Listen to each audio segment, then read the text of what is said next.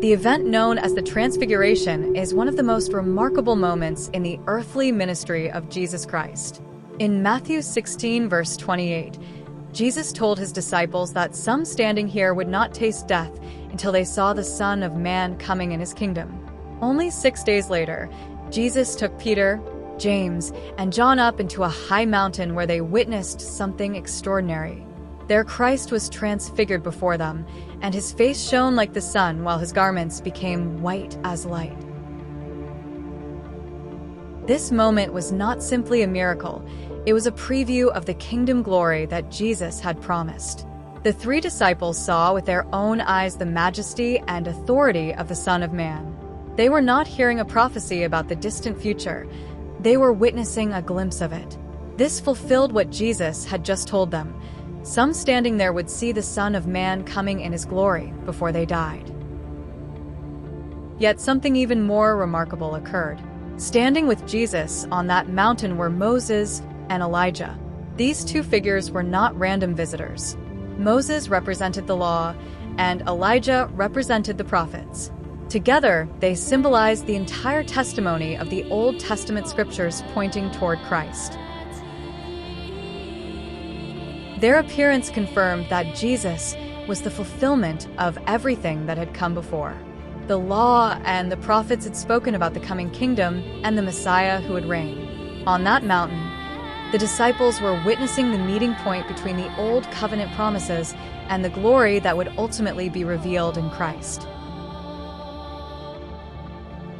Peter, James, and John were therefore more than observers. They were witnesses.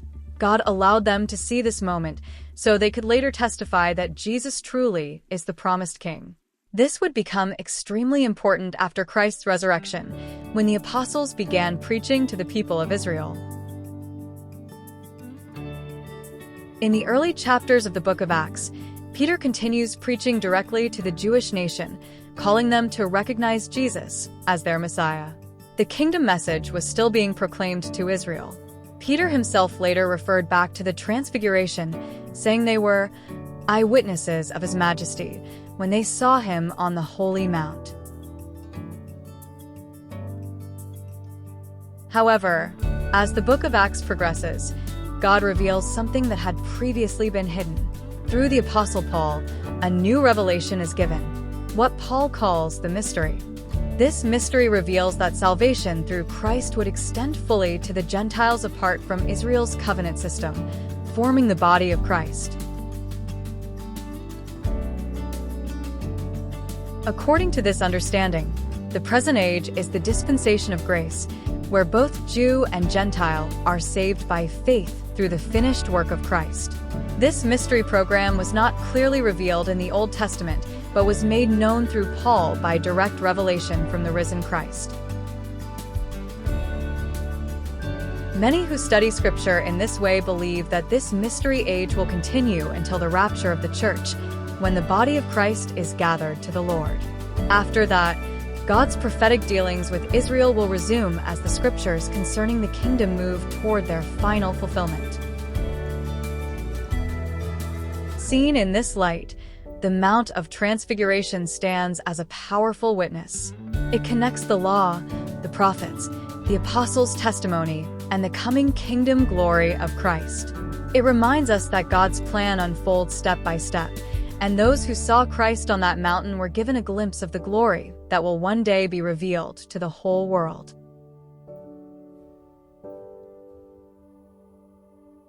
As the 3 disciples stood on that high mountain, they watched his face shine like the sun and his very form transformed before them.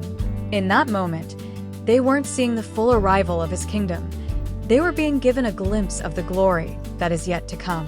And with that glimpse, the words Jesus spoke just 6 days earlier were fulfilled.